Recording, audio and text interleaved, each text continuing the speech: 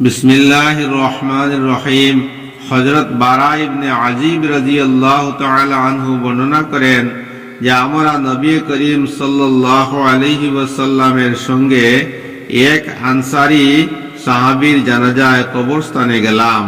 যখন আমরা কবরের নিকট পৌঁছিলাম তখনও কবর খনন শেষ হইয়াছিল না। নবী করিম সাল্লাল্লাহু আলাইহি ওয়াসাল্লাম কবর তৈয়ার হওয়ার অপেক্ষায় বসিলেন, আর আমরাও তাহার চারিপার্শ্বে এমনভাবে মনোযোগ সহকারে বসিয়া গেলাম যেন আমাদের মাথার উপর পাখি বসিয়া আছে। তাহার হাতে একটি কাঠি ছিল, যাহা দ্বারা তিনি মাটি খুঁচাইতেছিলেন। কোনো গভীর চিন্তামগ্ন অবস্থায় এইরূপ হইয়া থাকে। অতঃপর তিনি তাহার মাথা উঠাইলেন এবং 2 অথবা 3 বার বলিলেন, কবরের আযাব হইতে আল্লাহ তাআলার নিকট আশ্রয় প্রার্থনা কর। অতঃপর বলিলেন, আল্লাহ তাআলার মুমিন বান্দা এই দুনিয়া হইতে স্থান পরিবর্তন করিয়া যখন বরজখের জগতে পৌঁছে, অর্থাৎ তাহাকে কবরে দাফন করিয়া দেওয়া হয়, তখন তাহার নিকট 2 জন ফেরেশতা আসেন।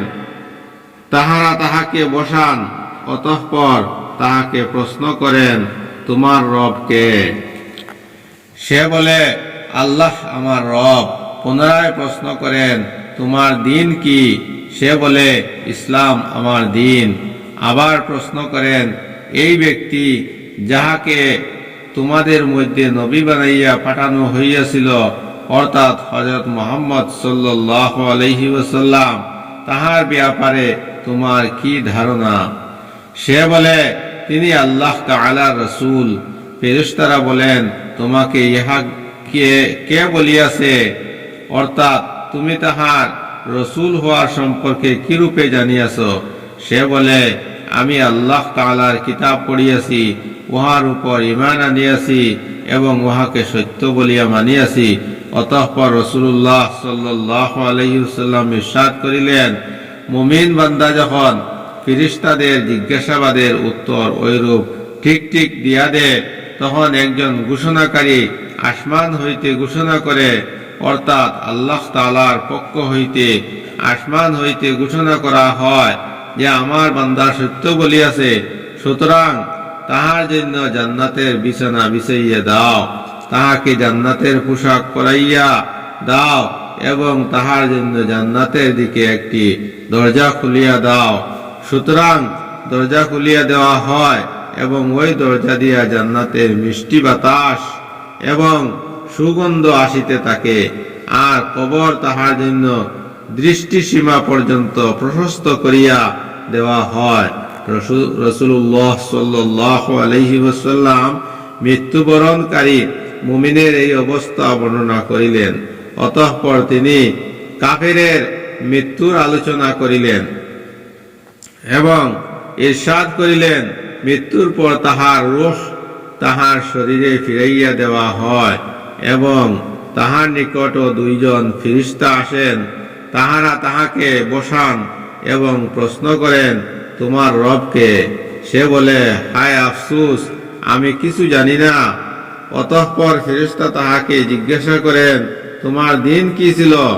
সে বলে, হায় আফসোস, আমি কিছু জানি না। অতঃপর ফেরেশতা তাহাকে বলেন, এই ব্যক্তি যাহাকে তোমাদের মধ্যে নবী হিসাবে পাঠানো হইয়াছিল, তাহার সম্পর্কে তোমার ধারণা কি ছিল? সে তখনও ইহাই বলে, হায় আফসোস, আমি কিছুই জানি না। এই প্রশ্নের উত্তরের পর আসমান হইতে একজন ঘোষণাকারী আল্লাহ তাআলার পক্ষ হইতে ঘোষণা করেন, এই ব্যক্তি মিথ্যা বলিয়াছে।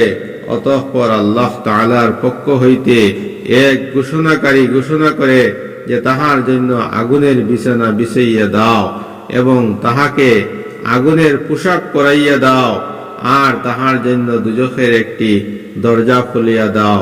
সুতরাং এই সব কিছু করিয়া দেওয়া হয়।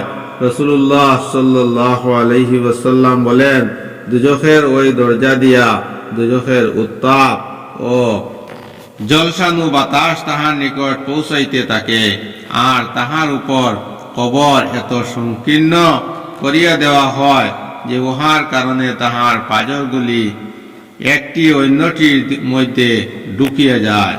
ফায়দা, কাফেরদের ব্যাপারে ইহা বলা যে সে মিথ্যা বলিয়াছে, ইহার অর্থ হইল ফেরেশতাদের প্রশ্নের উত্তরে কাফেরদের অজ্ঞতা প্রকাশ করা মিথ্যা, কেননা প্রকৃতপক্ষে সে আল্লাহ তাআলার একত্ববাদ, তাহার রসূল এবং দ্বীন-এ ইসলামের অস্বীকারী ছিল।